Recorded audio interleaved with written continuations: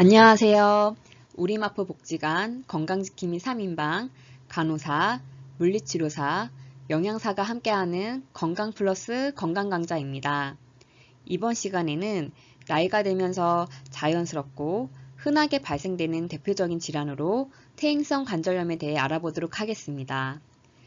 퇴행성 관절염은 관절을 많이 사용하거나 노화로 인해 관절을 둘러싸고 있는 연골이 손상되어 퇴행성 변화가 일어나면서 뼈와 인대 등의 손상이 생겨 염증과 통증이 발생되는 질환입니다. 퇴행성 관절염의 원인으로 노화, 가족력, 사고, 비만 등이 있는데요. 그럼 이제부터 퇴행성 관절염을 예방하고 조절하기 위한 3가지 방법으로 전반적인 퇴행성 관절염의 증상과 진단에 대해 알아보고 퇴행성 관절염을 예방하기 위한 식사관리, 운동관리에 대해 살펴보도록 하겠습니다. 그럼 첫 번째 순서로 퇴행성 관절염이 어떤 질환인지에 대해 알아보도록 하겠습니다. 퇴행성 관절염이 무엇인지 한번 알아볼게요. 퇴행성 관절염이란 관절을 구성하는 여러 가지 성분 중에서 관절 연골과 그 주위 뼈에 퇴행성 변화가 나타나는 질환입니다. 특히 무릎 관절, 엉덩이 관절과 같이 체중을 많이 받는 관절과 관계가 깊은 질환으로 여성이 남성에 비해 3배의 높은 유병률을 보이고 있습니다.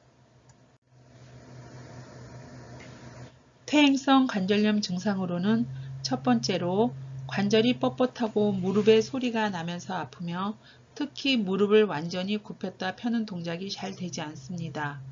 또한 앉았다 일어서기 움직임도 힘이 듭니다.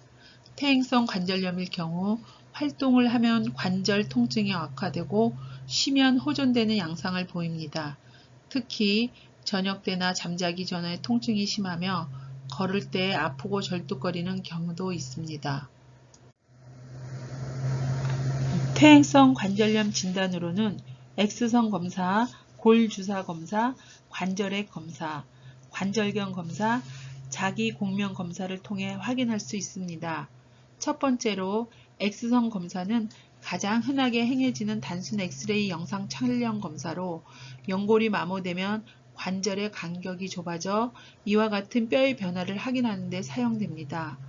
두 번째로 골 주사 검사는 관절염을 앓게 되면 염증 부위의 혈류가 증가하게 됩니다. 이 때문에 방사선 동위 원소가 그 부위에 많이 쌓여 염증 부위에 진하게 보입니다. 골 주사 검사는 사진의 음영을 관찰하여 초기 진단에 이용합니다. 세 번째로 관절액 검사는 정상 관절액은 투명하고 연한 노란색을 띠는데 관절염이 있는 관절액은 혼탁하고 관절액 양도 많은 것을 확인할 수 있습니다.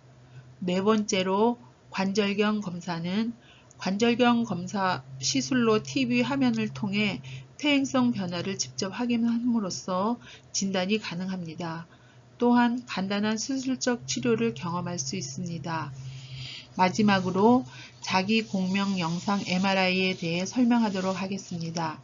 MRI 사진으로 보면 관절염이 있는 관절은 연골의 마모에 의해 관절면이 불규칙하고 거친 모습이 확인됩니다. 우리 마포 복지관 가족 여러분들 중 퇴행성 관절염과 류마티스 관절염 구분을 어려워하는 분들이 많은데요. 퇴행성 관절염은 주로 노년층에서 발생하고 자주 사용하는 무릎뿐만 아니라 허리, 어깨에도 통증이 생깁니다. 쉽게 말하면 퇴행성 관절염은 연골을 오래 쓰면서 약해지고 마모가 되고 오랜 세월 관절을 쓰면서 염증이 생겨 발생하는 질환입니다. 반면에 류마티스 관절염은 관절 활액막의 지속적인 염증 반응을 특징으로 하는 만성염증성 전신질환입니다. 내 몸에 있는 세포들을 공격하는 자가면역 반응이 일어나면서 관절 연골을 손상시키고 파괴하는 질환입니다. 면역세포의 일종인 T세포가 팔목, 발가락, 발목, 무릎 등 신체의 관절이 있는 부위를 공격하며 모든 연령대에서 발생할 수 있습니다. 선생님, 이용자 어르신들로부터 퇴행성 관절염에 대해 몇 가지 질문들을 받았는데요. 그 첫 번째 질문으로 퇴행성 관절염은 왜 여성에게 잘 발생하나요? 네, 여성에게 잘 발생하는 이유에 대해 설명해 보도록 하겠습니다. 여성이 남성보다 무릎 주변 근육이 약한 것이 기본적인 원인입니다. 선천적인 근력과 근육의 힘의 차이가 다르기 때문에 여성의 관절 손상이 더 심하게 나타나는 거죠. 여기에 여성의 폐경이 퇴행성 관절염을 악화시키는 결정적인 원인으로 꼽힙니다.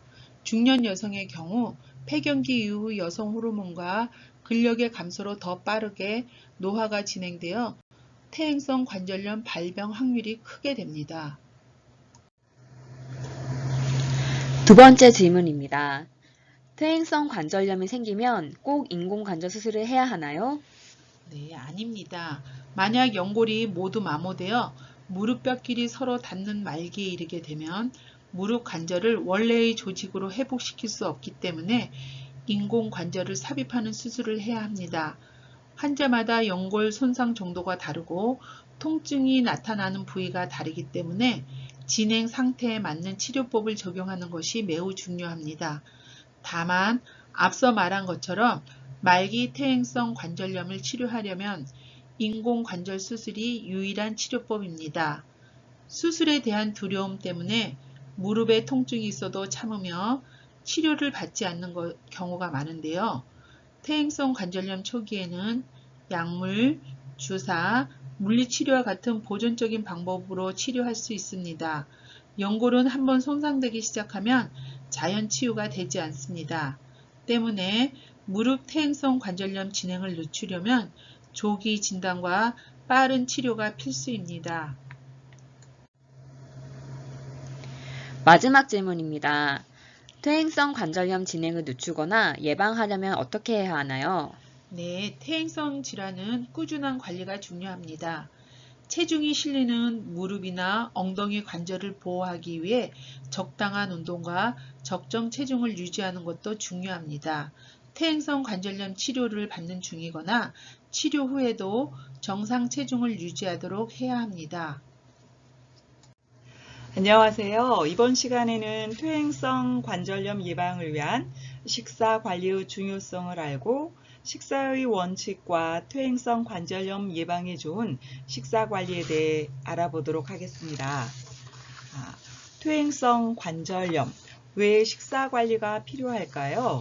첫 번째, 정상 체중을 유지하는 것이 체중을 실리는 관절에 발생하는 퇴행성 관절염 예방에 필수적입니다. 과체중은 체중을 지탱하는 관절에 부담을 줄 수 있으므로 체중을 조절하여 관절염의 발생 위험을 줄이는 것이 매우 중요합니다. 두 번째, 연골 손상의 예방과 치료에 항산화 영양소 섭취가 도움이 될 수 있으므로 비타민 C, 비타민 E, 베타카로틴, 셀레늄과 같이 항산화 영양소가 많이 함유된 채소와 과일을 충분히 섭취하도록 합니다. 마지막으로 뼈 건강을 지키고 유지하기 위해서 칼슘과 칼슘 흡수를 촉진시켜 줄 수 있는 우유, 연어, 버섯, 달걀, 노른자 등의 식품을 적당량 섭취하도록 합니다. 퇴행성 관절염의 식사 시 주의해야 될 사항은 비타민 D가 함유된 음식을 과도하게 섭취할 경우 연조직에 칼슘 축적이 되는 상황이 발생할 수 있으니 주의하셔야 합니다. 식사를 통해 퇴행성 관절염을 예방하기 위해서는 식사 원칙을 알고 지키는 것이 중요합니다. 먼저 하루 3끼 규칙적으로 소량씩 자주 식사를 합니다. 식사 간격은 4-5시간 이내가 좋습니다. 식사 간격이 길어지게 되면 허기가 심해져 과식, 폭식을 유발하여 체중이 증가할 수도 있습니다. 두 번째, 음식은 천천히 섬유소가 풍부한 채소류를 위주로 섭취합니다. 마지막으로 인스턴트 식품과 탄산음료 섭취를 제한합니다. 섬유소가 풍부한 잡곡, 야채, 해조류는 자주 드시고 지나친 지방이나 콜레스테롤, 빵, 과자, 사탕과 같은 당질 섭취는 제한하시는 것이 좋습니다. 지금까지 퇴행성 관절염 예방을 위한 식사관리 방법에 대해 알아보았는데요. 제가 이와 관련된 어르신들이 궁금해하는 질문을 몇 가지 드려보겠습니다. 퇴행성 관절염에 좋은 음식은 어떤 것이 있을까요? 네, 퇴행성 관절염 예방에 좋은 식품으로는 먼저 육류, 두류, 콩 위주의 단백질 식품과 우유와 유제품을 매일 규칙적으로 드시는 것이 중요합니다. 섬유소가 풍부한 잡곡과 야채, 해조류도 많이 드시고 인스턴트 식품이나 탄산음료, 알코올과 같은 음식은 가급적이면 많이 제한하는 것이 좋습니다. 퇴행성 관절염 식단은 건강식이라고 하셨는데요. 우리 가족 모두 같이 드시면서 건강을 챙겨보면 어떨까요? 퇴행성 관절염을 예방하기 위해서는 하루에 3에서 5회, 소량씩 자주, 음식은 천천히 섭취하시고 섬유소가 풍부한 음식을 섭취해야 합니다. 퇴행성 관절염 건강식단을 잘 실천하여 활기찬 생활을 하셨으면 좋겠습니다. 자, 그럼 마지막으로 퇴행성 관절염을 예방하기 위한 운동요법을 알아볼 텐데요. 규칙적인 운동은 통증을 감소시키고 관절의 기능을 보호하는 데 도움이 됩니다. 질병관리본부에서 발행한 표준 체중과 관절염에 대한 연구 보고서 내용을 살펴보면 비만은 관절염을 발생시키고 악화시키는 데 위험한 요소가 됩니다. 비만인 사람이 체중을 약 5kg 감량할 경우 감량하지 않은 사람보다 관절염의 위험이 절반으로 줄어들게 됩니다. 그러면 관절염 예방에 도움이 되는 운동에는 어떠한 것들이 있을까요? 운동 프로그램 구성은 유산소 운동과 근력 운동을 병행하면 좋고 운동 시간은 매일 30분 이상 알맞은 운동을 하면 좋습니다. 준비 운동은 스트레칭이나 가벼운 강도의 걷기 운동을 추천하며 본 운동으로 중, 고강도 허벅지 근력 강화 운동을 하시면 좋습니다. 마무리 운동은 처음 준비 운동과 같이 스트레칭이나 가벼운 강도의 걷기 정도로 마무리하시면 됩니다. 그럼 여기서 퇴행성 관절염 예방 효과가 높은 본 운동으로 중, 고강도 다리 들어 올리기 운동을 소개하겠습니다. 다리 들어 올리기 운동에 대해 소개하겠습니다. 다리 들어 올리기 운동은 허벅지 근력 강화 운동으로 관절을 보호하는 운동입니다. 첫 번째로 등받이가 있는 의자를 준비한 후 등을 밀착하여 바로 앉습니다. 두 번째로 무릎을 최대한 펼 수 있을 때까지 다리를 천천히 들어 올립니다. 이때 주의사항은 다리를 들어 올리는 것에 집중하기보다 무릎을 쫙 펴주는 것에 집중하셔서 다리를 들어 올려주시고 가능하면 발끝을 몸쪽으로 당겨주시면 좋습니다.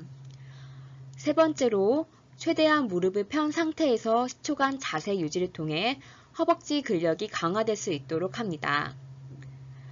마지막으로 천천히 다리를 내려놓은 후 잠시 휴식 시간을 갖도록 합니다.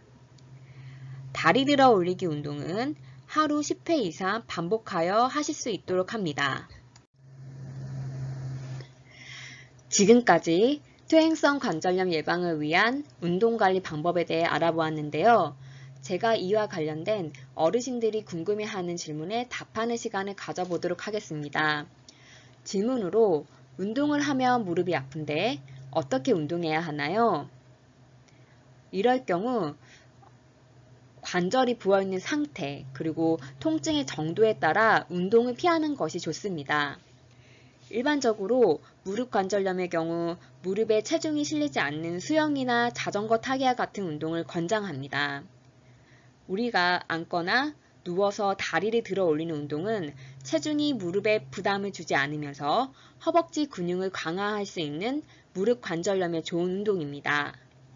체중이 많이 나가거나 최근에 체중이 증가한 경우는 운동에 앞서 우선 체중 감량을 시도해야 합니다. 지금까지 퇴행성 관절염 증상, 식이요법, 운동요법에 대해 알아보았습니다. 퇴행성 관절염을 예방하기 위해서는 적정 체중과 허리둘레를 유지하고 균형 잡힌 식단으로 제때 식사합니다. 그리고 매일 30분씩 허벅지 근력 운동으로 신체 활동을 해주세요. 건강한 생활 습관이 퇴행성 관절염을 예방할 수 있습니다. 2021년 올 한 해 우리 마포 가족 여러분들 수고 많이 하셨습니다. 행복하고 건강한 연말연시 맞이하시기를 기원합니다. 감사합니다.